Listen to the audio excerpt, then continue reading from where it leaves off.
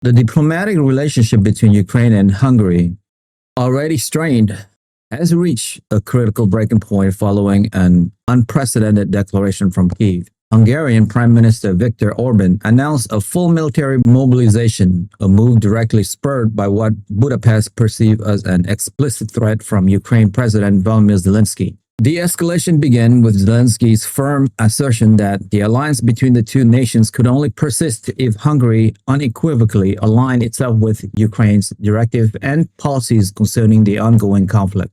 This ultimatum has ignited a furious response in Budapest, pushing the fragile bilateral ties into a dangerous new phase, with significant regional and international implications. The historical context of this relationship, marked by periods of cooperation and deep-seated disagreement, particularly concerning the rights of the Hungarian minority in Ukraine's Zakarpattia region, provides a crucial backdrop to the current crisis. For years, Hungary has voiced concerns over Ukrainian language laws and educational policies, which it argues infringe upon the cultural and linguistic rights of ethnic Hungarians. These long-standing grievances have often colored Hungary's stance on supporting Ukraine, leaning to a more cautious and sometimes obstructive approach compared to other European Union and NATO members. The recent demand from Kyiv therefore touched upon these raw nerves, intensifying an already complex dynamic. President Zelensky's ultimatum, delivered through official channels, reportedly stated that Ukraine and Hungary remain allies only if Hungary follows Ukraine's lead.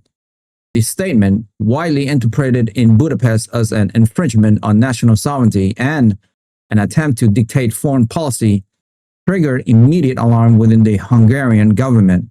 Hungarian officials, including Prime Minister Orbán and Foreign Minister Péter Szijjártó, swiftly condemned the remark, characterizing them as unacceptable pressure tactic designed to coerce Hungary into abandoning its independent foreign policy stance.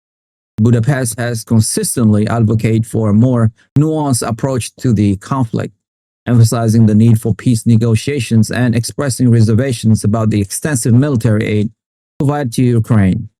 This position has often put Hungary at odds with the broader consensus within the European Union and NATO, where a more robust and unified front against Russian aggression is generally favored. The Hungarian government's long-standing policy of maintaining pragmatic ties with Moscow, driven by energy security concerns and economic interests, further complicates its relationship with Kyiv and its Western allies. Zelensky's direct challenge to Hungary's autonomy is seen in Budapest as an attempt to force a complete reorientation of its foreign policy, a demand that the Orbán administration view as fundamentally incompatible with Hungary's national interests. The announcement of a full military mobilization by Hungary signifies a dramatic and unprecedented step, reflecting the severity with which Budapest views Kyiv's threat, while specific details of the mobilization, such as the number of reserves called up, the deployment locations, and the precise operational objectives, remain under wraps. The declaration itself sends a powerful message. It indicates Hungary's determination to defend its perceived national interests and sovereignty, even against a fellow European nation and neighbor.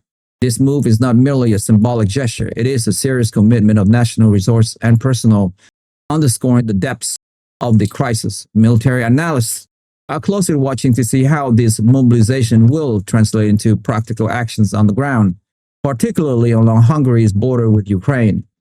The implications for NATO are particularly significant, as both Ukraine and Hungary are aspiring or current members of the alliance. Hungary's activation of its military force against a nation received extensive NATO support creates an unprecedented diplomatic and strategic challenge for the alliance. It raises serious questions about collective security commitments and the principle of solidarity among member states, forcing NATO to navigate a delicate balance between supporting Ukraine and managing internal tensions. The alliance charter, which emphasizes mutual defense, does not explicitly address scenarios where two nations with close ties to NATO are in direct military confrontation, even if one is not a full member. The root of this latest escalation can be traced to Hungary's consistent refusal to fully align with Ukraine's wartime demands and its unique diplomatic stance. Unlike most EU and NATO members, Hungary has been hesitant to provide extensive military aid to Ukraine, citing concerns about escalating the conflict and its own national security.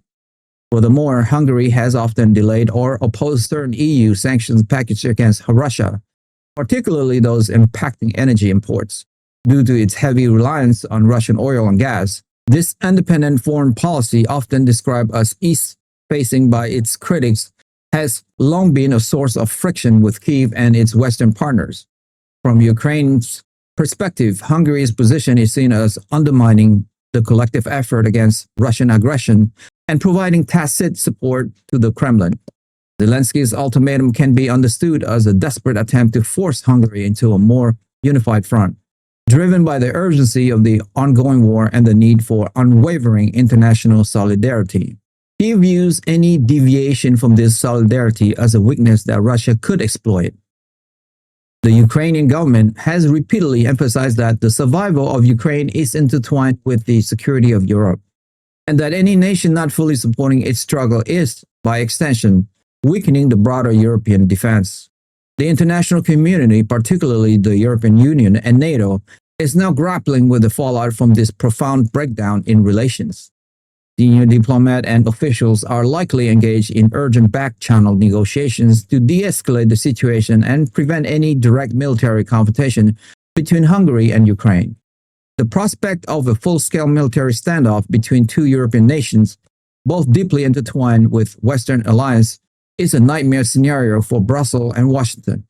Secretary of State Marco Rubio, along with other high-ranking U.S. officials, is expected to play a crucial role in mediating this crisis, emphasizing the need for unity among allies in the face of broader geopolitical challenges. The United States has consistently stressed the importance of a united front against Russian aggression, and this internal discord within Europe poses a significant challenge to that strategy. The European Union, already struggling with internal divisions over various policies, faces an existential test to its principle of cooperation and shared security. The situation highlights the fragility of alliance when confronted with deep-seated national interests and historical grievance. The need for de-escalation is paramount, as any direct conflict between Hungary and Ukraine would not only undermine the collective defense of Europe, but also provide a significant propaganda victory for Russia, potentially weakening the resolve of other nations supporting Kyiv. The long-term implications of this crisis are substantial. Should Hungary maintain its mobilization and refuse to back down from its stance, it could lead to severe diplomatic isolation within the EU and NATO. Such a move could also trigger sanctions or punitive measures from its allies, further complicating its economic and political landscape. For Ukraine, the loss of even a nominally allied neighbors, especially one with a shared border, would be a strategic setback, potentially diverting resources and attention from the primary conflict with Russia. The situation also raises questions about the future of the Hungarian minority in Zakarpattia, who now find themselves caught in the middle of an increasingly hostile political environment between their ancestral homeland and their country of residence. Their safety and rights could become an even more contentious issues, further exacerbating tensions. The crisis between Hungary and Ukraine serves as a stark reminder that even within broad alliance, national interests and historical grievance can quickly resurface and derail collective efforts, especially during times of extreme pressure and conflict.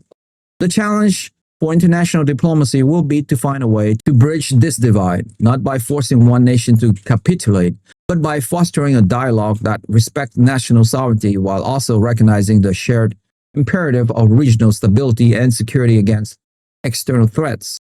The coming days will be critical in determining whether this latest escalation can be contained or if it will spiral into an even more dangerous chapter in the unfolding global conflict. That's all for me for today. If you like the video presentation and you would like to follow for more, hit that subscribe and like button now, and we will continue to build this show for you. Thank you to all of you guys who have subscribed. It means a lot to me. Thank you so much. I will see you soon. Bye for now.